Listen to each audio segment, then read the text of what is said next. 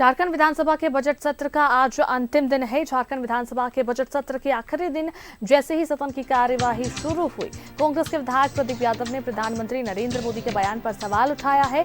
उन्होंने कहा कि पीएम मोदी शुक्रवार को झारखंड आए थे। उन्होंने जिस तरह की बातें की, उतनी स्तरहीन बातें कोई पंचायत स्तर का नेता नहीं करता। उन्होंने पूरे झारखंड के लोगों का अपमान किया है। प्रदीप यादव ने इस मुद्दे पर सदन में चर्चा कराने की मांग की। सत्ता पक्ष विधायकों ने की कार्य संचालन की नियमावली 53 का हवाला देते हुए नोटिस दिया। इसके बाद पक्ष के विधायक हंगामा करते वेल में नजर आए। स्पीकर को पहले दोपहर 12 फिर 2 बजे तक के लिए स्थगित करनी पड़ी।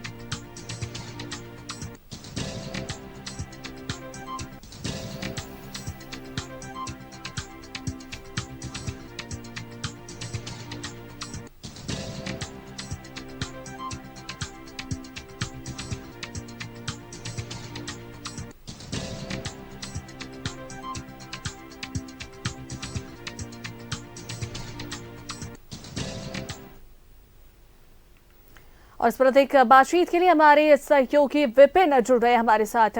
सीधा उनका रुख करते हैं। विपिन, देखिए विधानसभा के बजट सत्र का आज आखिरी दिन है और कई सारे जो मुद्दे हैं वो उठाए जा रहे हैं आज सदन में, और इस वजह से अभी कार्रवाई जो 2 बजे तक के लिए स्थगित भी कर दी गई है। क्या कुछ मुद्दों को उठाया गया है? बहुत सारी बातें भी आई है, खासकर अभी जो फिलहाल बड़ी खबर आ रही है कि दुमका में जो है एक स्पेनिश महिला के साथ गैंगरेप की घटना को अंजाम दिया गया है। ये सारे मामलों को लेकर जो है सदन में भी बात उठाई गई है। फिलहाल क्या कुछ बातें अब तक हुई है स्थगित होने से पहले? जी देखिए, सदन आज चल ही नहीं पाया है। जिस तरीके से अगर बात करें तो बजट सत्र का आज आखिरी दिन था और अब तक मात्र 8 मिनट की कार्रवाई सदन में हुई। और इसके बाद सदन की कार्रवाई को सबसे पहले तो जब 11:08 में सदन की कार्रवाई शुरू हुई थी, तो उसके बाद प्रदीप यादव ने कल जो प्रधानमंत्री की सभा धनबाद में हुई थी उसको लेकर आपत्ति दर्ज कराई कि प्रधानमंत्री ने पंचायत स्तर के एक नेता के तरह यहाँ पर आकर राज्यवासियों के प्रति अपशब्द कहा, राज्य नेताओं के प्रति उन्होंने अमर्यादित बातें कही। और उन्होंने साथ ही साथ ये भी कहा कि जो बीते 2 दिन पहले 6 विधायकों ने हस्ताक्षर युक्त एक नोटिस विधानसभा अध्यक्ष को देकर राजनीति के गिरते स्तर पर विधानसभा में विशेष चर्चा की मांग की थी। और इसी बीच गोड्डा से जो बीजेपी के विधायक अमित मंडल ने उस वक्त स्पेनिश महिला के साथ बलात्कार का मामला उठाते हुए एसपी पर कार्रवाई की बात कही थी। और बीजेपी के विधायक जब वेल में आके नारेबाजी कर रहे थे तो उस वक्त सदन की कार्रवाई को 11:13 में 12 बजे तक के लिए स्थगित कर दिया गया था। उसके बाद जब 12:09 में सदन की कार्रवाई शुरू हुई और उसके सदन की कार्रवाई शुरू होते ही जैसे शून्यकाल की सूचना के लिए स्पीकर ने सदन में उमाशंकर अकेला को पुकारा। इस बीच सत्ता पक्ष के सभी विधायक अपनी सीट पर खड़े हो गए और सत्ता पक्ष की तरफ से प्रधानमंत्री की भाषण के समेत जो नोटिस 6 विधायकों ने स्पीकर को दिया था विशेष चर्चा का सदन में, उस पर चर्चा कराने की मांग स्पीकर से करने लगे। और पूरा सत्ता पक्ष जो था वो ट्रेजरी बेंच को छोड़कर वेल में आकर नारेबाजी करने लगा।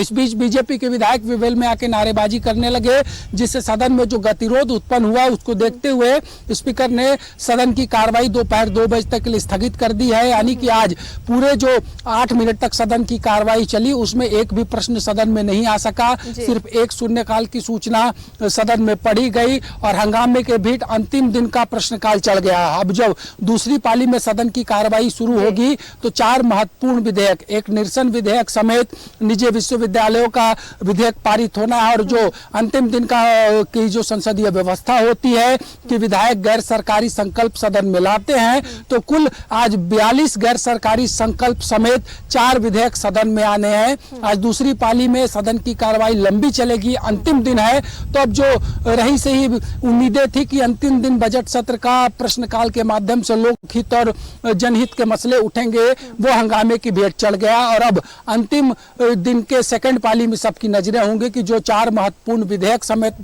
42 प्राइवेट मेंबर बिल आना है, उससे सदन में चर्चा के बाद क्या कुछ चीजें निकल कर आती है। अनुष्का, बिल्कुल विपिन, अब इंतजार रहेगा दूसरी पाली का जब सदन की कार्यवाही फिर से शुरू होगी। बहुत बहुत धन्यवाद तमाम जानकारियां देने के लिए।